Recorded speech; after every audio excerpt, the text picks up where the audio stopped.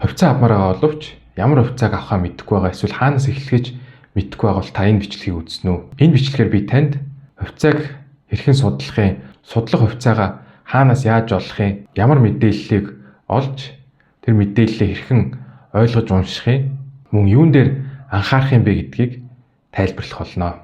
За энэ бичлэг нь бол миний судалгаа шинжилгээний төлбөртэй бичлэгүүдийн эхнийх нь болж байгаа тул та 10,000 төгрөгийг төлж бүтэн бичлэгийг надаас авах боломжтой.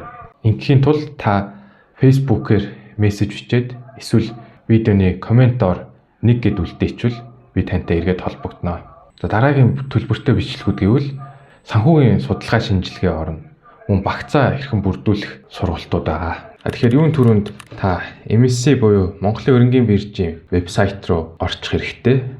Ийшээ ороод бол энэ дээр байгаа цэснүүдээс бол эхлээд үнэ цаасны арилжаа цэс рүү н ороод арилжааны тайлан руу орох юм бол энэ дээр ингээд сар улирал 7 хоногийн бүх тайлангууд бол арилжааны тайлангууд байдаг. Тэгэхээр юун түрүүнд жилээс нь эхэлчих юм бол лүү дэлгэрэнгүй байдаг байгаа. Ер нь өнгөрсөн жилүүдэд ямар хувьцаанууд хамгийн их арилжаа хийгдчихсэн, бонд бусд нь ер нь хэрэг арилжаалагдчихсэн гэх мэтчлэн хөрөнгийн биржийн арилжааны талаарх нэлээд сайн мэдээлэлтэй болчиход бол ер нь энэ тайлангуудыг эхэлж унших юм бол баримжаатай болж авахд бол их тусалдаг байгаа. За тэгээ эндээсээ бол ингээд доошоо 3 дугаар хуудсан дээр бол байна л да. Одоо энд ингээд идэвхтэй арилжигдсан 30 хувьцаа гэд байгаа юм. Тэрнийх нь яг энэ үнийн дүнгээр жагсаасан дотроос нь эхний 30-ыг ингээд хараад ер нь мэддэг хувьцаа чинь байх юм бол тэдгээр хувьцаануудаас эхлээд судалж болно. Хувьцаат компани зэс рүү орох юм бол ингээд 1, 2, 3 дугаар англи гэж бол байгаа.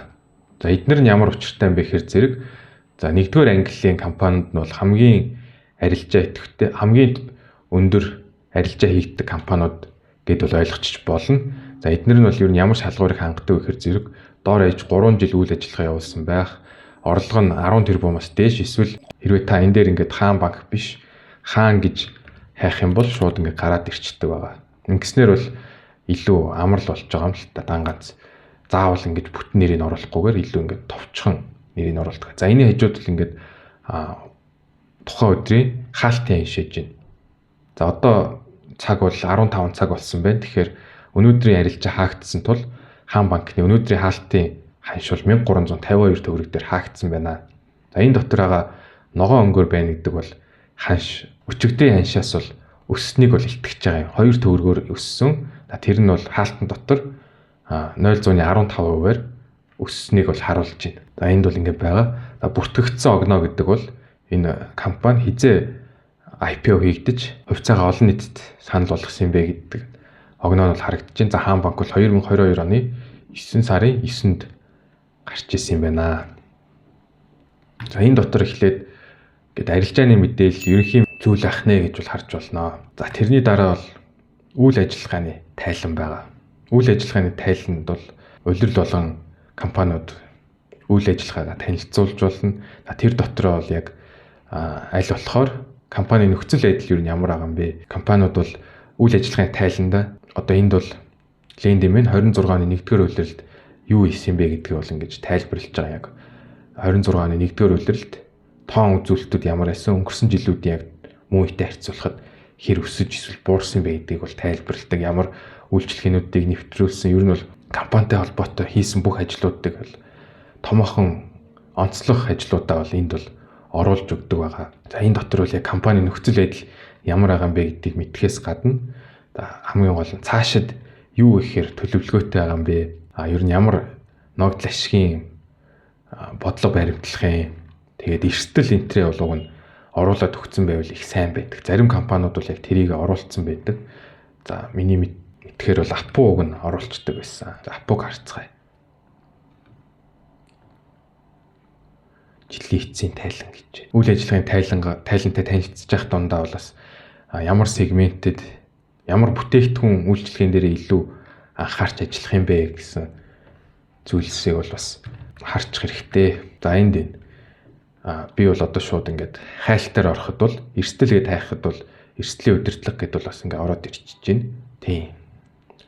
Энд бол одоо Апугийн зүгээс бол эрсдэл гэж юу байгаа юм бэ? Түүхийд материал, эдийн засаг, инфляц гэх мэтлээ зүйлсийг бол эрсдлээр авсан. Эднэрийг яаж даван туулах юм бэ гэдгийг бол бас дурдсан байгаа тул эндээс бол ингээд компани мэдээллийг бол авч болох нь байна. За ингэснээр бол Монголын хөрөнгийн бирж дээрх бүх чухал яг хөрөнгө оруулагчид шинжилгээ судалгаа хийж компани таньж мэдхэд бол хэрэгтэй гэсэн мэдээллүүдээ яаж авахыг бол мэдээд авчлаа. Та хурлын мэдээлэл эсвэл бусад мэдээллүүдийг бол бас авч болно. Тэгээд энэ дээр мэдээллүүд гэдэг дээр нь бол ингээд сүүлд юу ямар мэдээнүүд гарсан тэднэр нь бол ингээд орчдөг байгаа. За ногдол ашигын мэдээллийг олохын тулд та үн цаас гэдэг рүү ороод официалт компаниудын тайлан мэдээлэл рүү орох юм бол ингээд ногдол ашигын мэдээлэл гэдээ бол гараад ирчдэг байгаа. Энэ дотроос бол ингээд та компани сонгосноор тэр компани өнгөрсөн жилүүдэд хэдийн ногдол ашиг тараасан, хизээ тараадгийг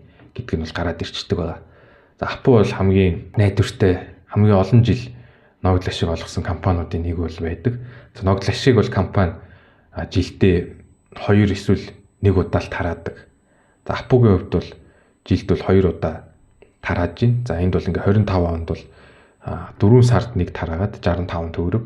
Тэгээ 8 сард 65-ыг бас нэг удаа тараагаад нийтдээ бол ингээ 130 төгрөгийг бол 25 онд бол ногдол ашигыг бол олгож исэн байна. Дараач ингэж харах юм бол ер нь хэдийг олгож ийснийг бол бүгдийг ингээд харчиж болж байна.